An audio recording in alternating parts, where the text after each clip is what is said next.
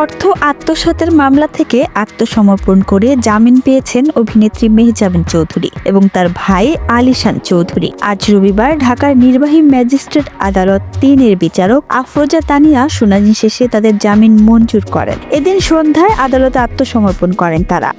এ সময় তাদের আইনজীবী তুহিন হাওলাদার জামিন চেয়ে আবেদন করেন। শুনানি শেষে আদালত জামিন মঞ্জুর করেন। এর আগে ১০ নভেম্বর পারিবারিক ব্যবসার পার্টনার হিসেবে রাখা বিনিময়ে ২৭ লাখ টাকা আত্মসাৎ ও হুমকি ধমকি এবং ভয় ভীতি দেখানোর অভিযোগ করা হয়েছে এই মামলায়।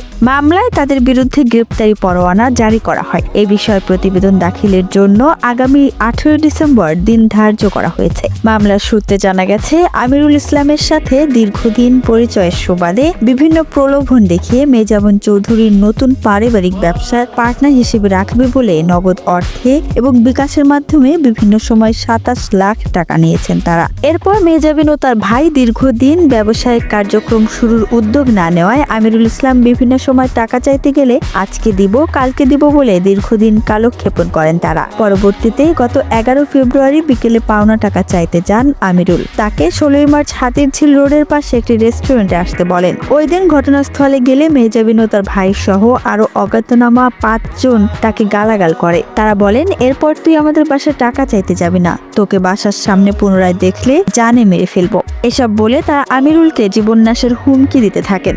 উপায় না পেয়ে আমিরুল ইসলাম ২৪ মার্চ বাদী হয়ে ঢাকার নির্বাহী ম্যাজিস্ট্রেট আদালতে মামলা করেন।